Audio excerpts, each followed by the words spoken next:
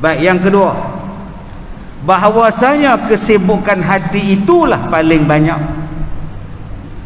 Maka sesungguhnya akal dan hawa nafsu kedua-duanya berada pada hati. Anggota yang paling sibuk apa dia? Hati. Bukan jari ke Ustaz? Kalau kita menulis pun hati bercakap. Kita menulis tak bunyi ke hadapan adinda yang dikasihi. Hati bercakap, tangan bergerak. Kalau tangan tak bergerak pun hati bercakap. Sebab itulah anggota yang paling sibuk ialah hati. Tak percaya cuba tengok masa kita sembahyang. Tangan diam, mulut diam. Pasal yang baca Fatihah tu imam. Tapi hati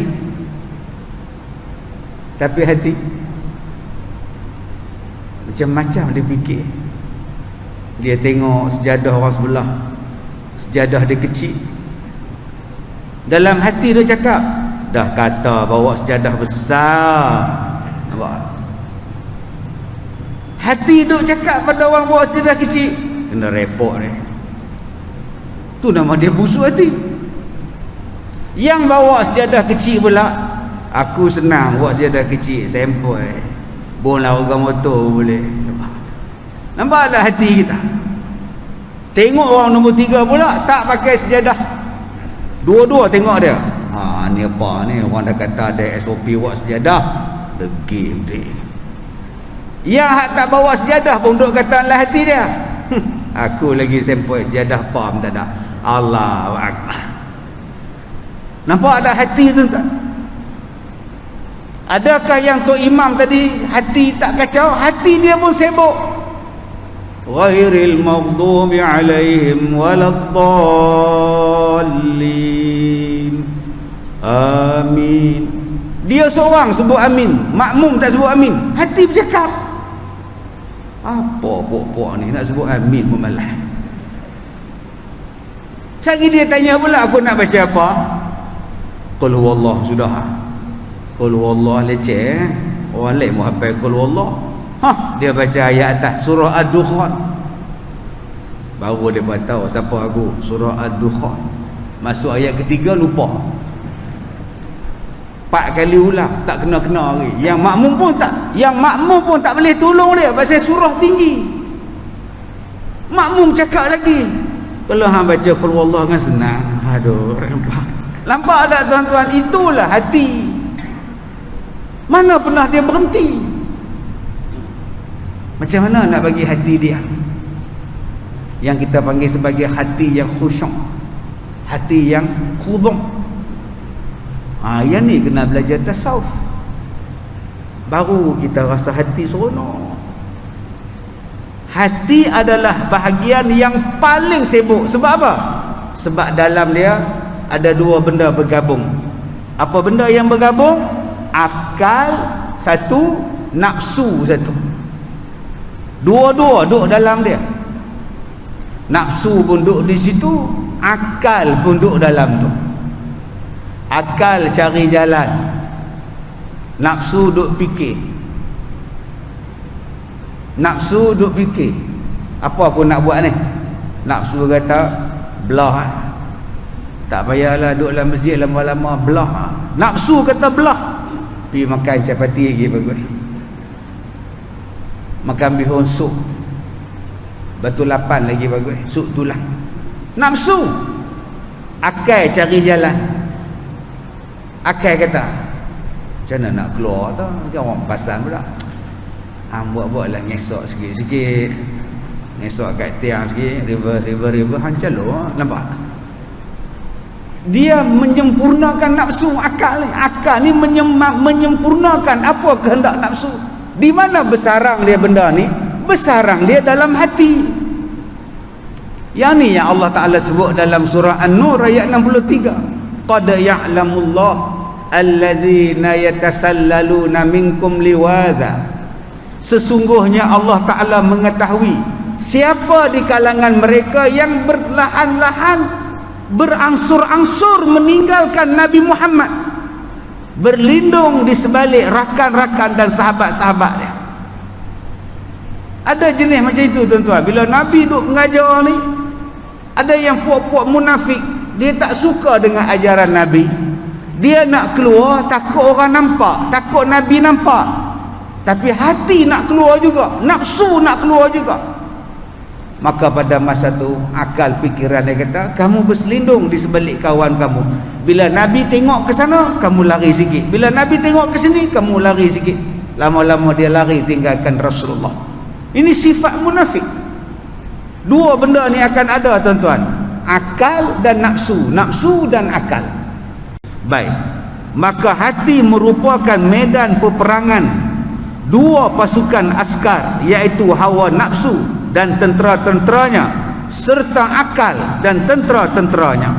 Maka hati selama-lamanya berada di dalam medan peperangan, pembunuhan dan pertentangan kedua-dua pasukan tadi, dan wajiblah bagi sebuah kota pertahanan dikawal, dijaga dan tidak dialpakan daripada pengawasan.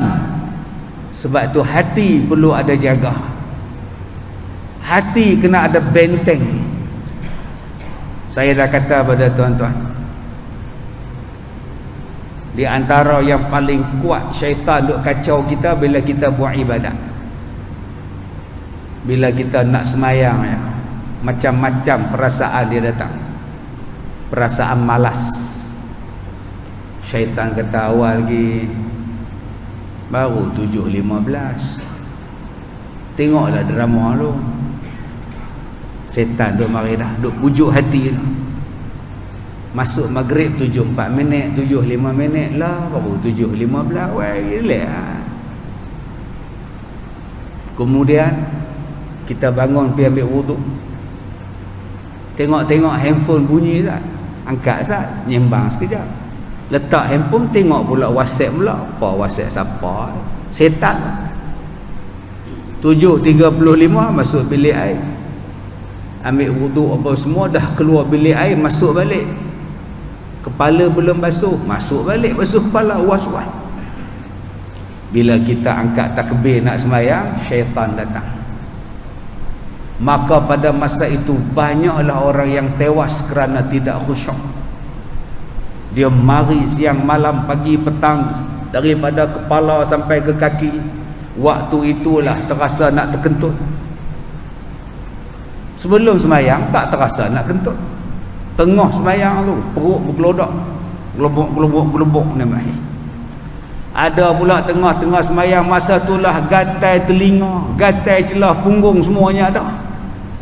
Syaitan masa itulah menguap, berbunyi satu rumah, menguap ni. Syaitan tu nama dia. Masa tu cicak berbunyi pun dia cari. Masa tu lah cicak nak wrestling sama-sama cicak pun. Dan dia tengok lagi, rasa menang yang kecil dah, mampu dah besar tu. Dan dia tengok lagi. Tengah-tengah semayang 7.50 tu lah ambulans lalu. Siapa nak beranak tu? Semua benda datang tuan-tuan. Sebab tu Imam Al-Ghazali dalam kitab dia satu lagi, Ihya Ulumuddin, Imam Al-Ghazali kata bagaimana nak mengelakkan kita ni daripada tidak khusyuk. Macam mana nak bagi khusyuk? Kata Imam Ghazali, waktu kita nak sembahyang tu jangan ada benda lain yang aku nak buat lepas sembahyang. Ulang balik, jangan ada satu perasaan aku nak buat benda ni lepas habis sembahyang. Dia insya-Allah khusyuk. Tapi kalau tuan-tuan cakap lepas sembahyang ni aku nak tengok bola, Allahu Akbar, 20 sembahyang 20 minit 10 minit tu bola dalam tu.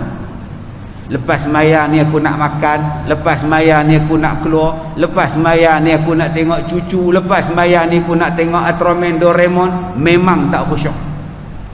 Lapangkan pemikiran, tak ada apa-apa yang aku nak buat selepas sembahyang, melainkan aku sembahyang ni nak menghadap Tuhan ya. Kita boleh mengkhusyukkan hati kita. Itu kata Imam Al-Ghazali, bagaimana nak datangkan khusyuk waktu sembahyang. Jadi lepas ni tuan-tuan, jangan duk bercita-cita lepas habis sembahyang ni aku nak buat yang ni, lepas habis sembahyang ni aku nak buat yang ni.